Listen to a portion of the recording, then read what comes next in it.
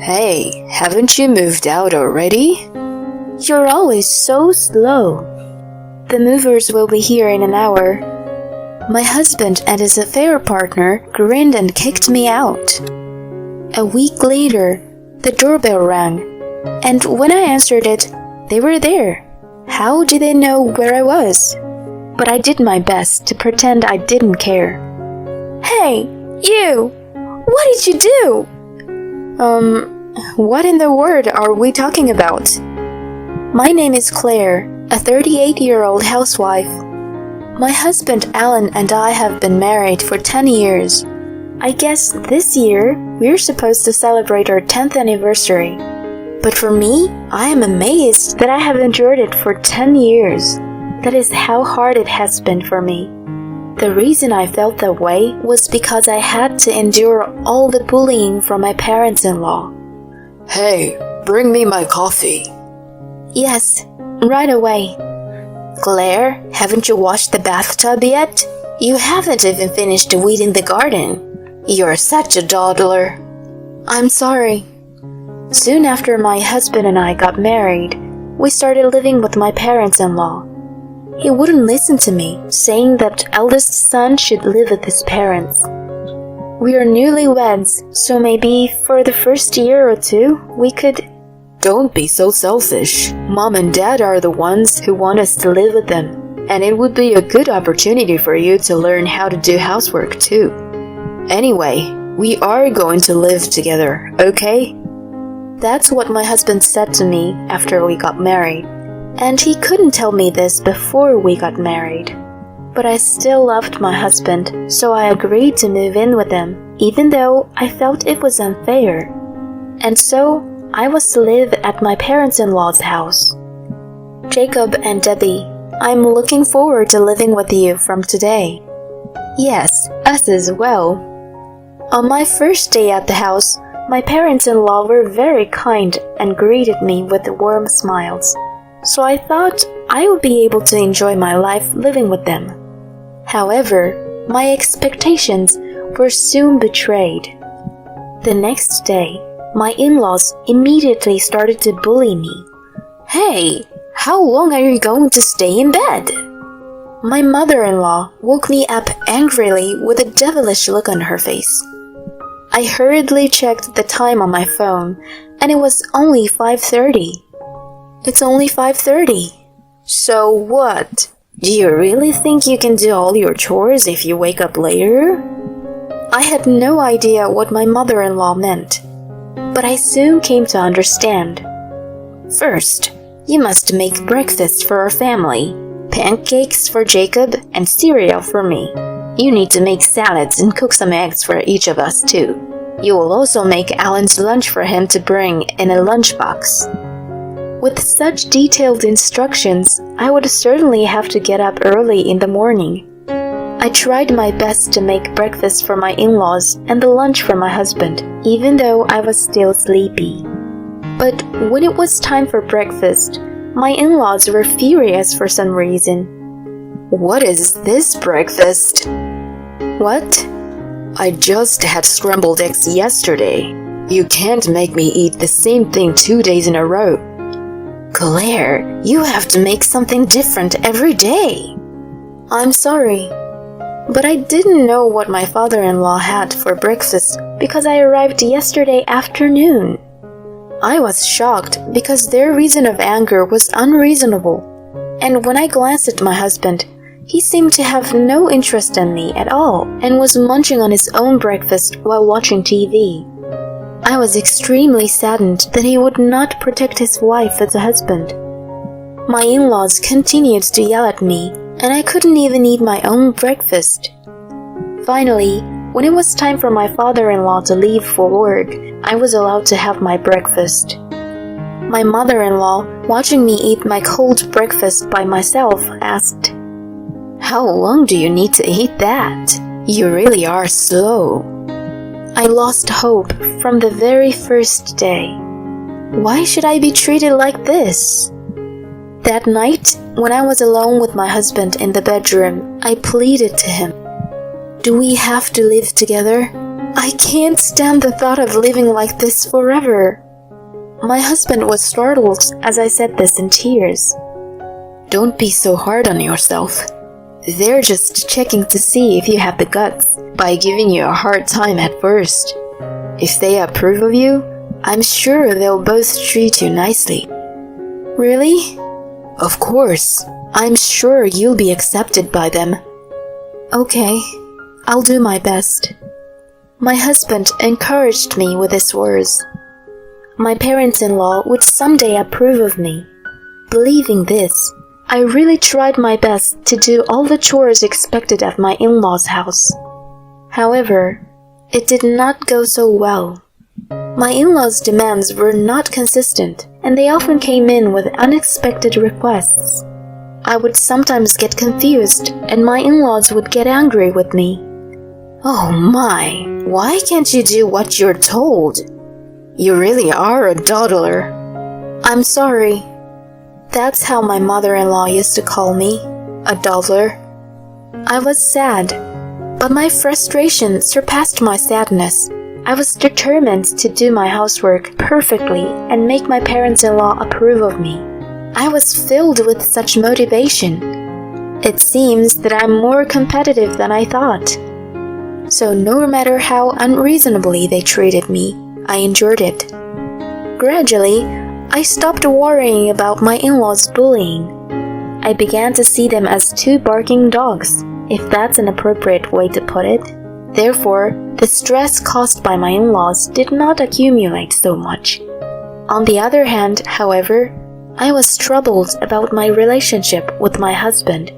I had been married for about 3 years, and my husband had gradually lost interest in me and stopped communicating with me. He used to try to go out with me on our days off, and when we were alone in the bedroom at night, he would talk to me about various things and we would have a happy conversation. But recently, my husband has stopped talking to me at all. If I'm being bullied by my in-laws, he apparently doesn't want to get involved, so he disappears. When I tell him what happened at home that day, he doesn't seem to be interested at all. It seems like he has completely lost interest in me. I wondered if it was really okay to continue our marriage like this. While I was thinking about this, my father-in-law suddenly fell ill and passed away. We were both very upset by the suddenness of the situation. My mother-in-law was extremely depressed because she had suddenly lost her partner. Even though she had treated me badly, I could not leave her in this state, so I decided to support her. How are you feeling, Debbie? Thank you for worrying about me. I'm feeling slightly better today. My mother-in-law was no longer the bullying mother-in-law she had been. It was as if her heart had completely weakened and she didn't have the energy. So I decided to do many things to take care of her. I did all the housework, of course. I tried to buy her favorite snacks and sweets as much as possible. I even took her out to a cafe if she looked like she could go out. No matter how badly she treated me, the shock of losing someone you had been with for so many years must be immeasurable.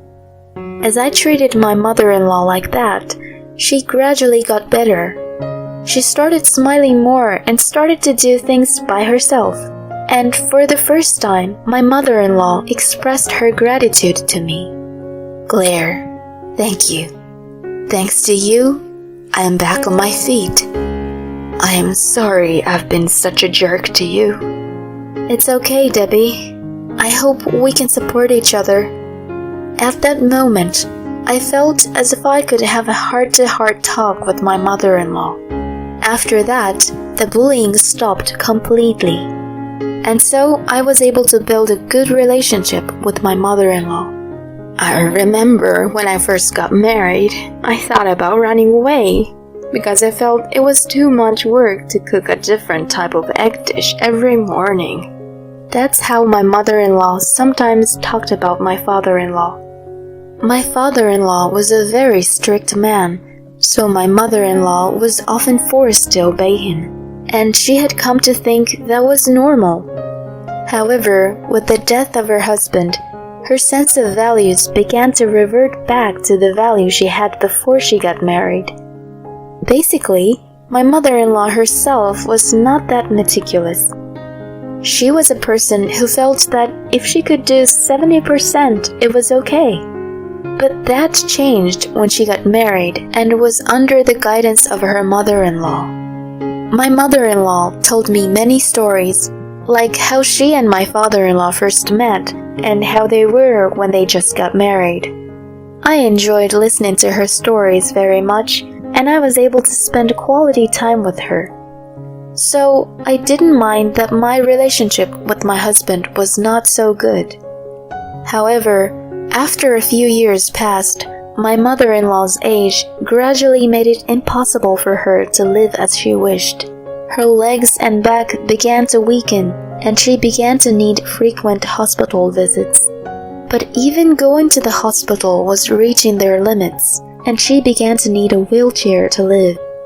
But then a problem arose. It was about the construction of my parents-in-law's house. Because it was an old house, there were many steps. The wheelchair's range of movement was very limited. This made life very difficult for my mother-in-law.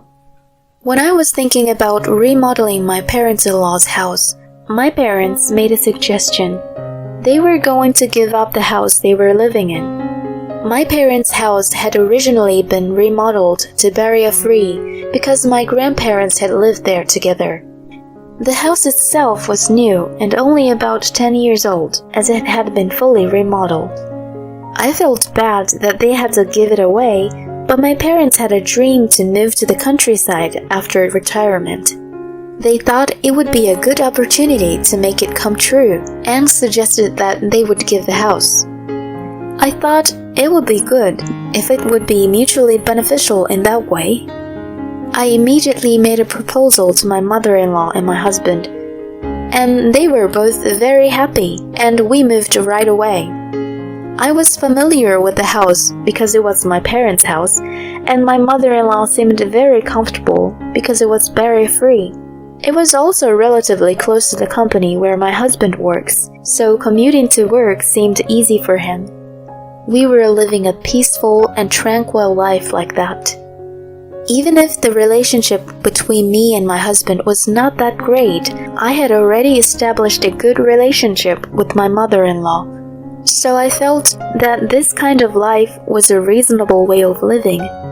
However, 3 years after we started living there, my mother-in-law fell ill and had to be admitted to the hospital for an examination. The tests revealed that she was suffering from cancer. She was diagnosed as having terminal cancer and was given only 6 months to live. My mother-in-law was to spend the rest of her days in the hospital room. I went to visit her every day so that she would not feel lonely. Claire, thank you so much for everything. Oh, don't worry about it.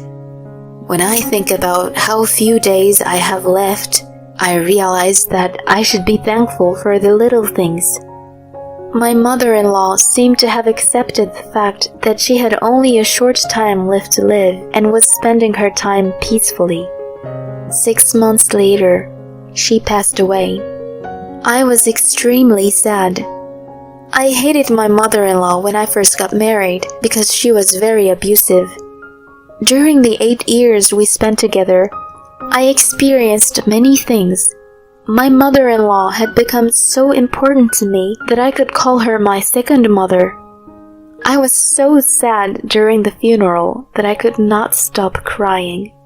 I am so glad that I was able to grow close to my mother-in-law and have a good time with her, even if it was only for the last few years. After my mother-in-law passed away, my husband and I were the only ones in the house. I felt lonely, as if there was a gaping hole in my heart, because I was always with my mother-in-law during the day. The fact that I was now living alone with my husband also brought light to the fact that our relationship had grown cold. We didn't have much conversation in the morning or at night. Even on days off, we never went out as a couple.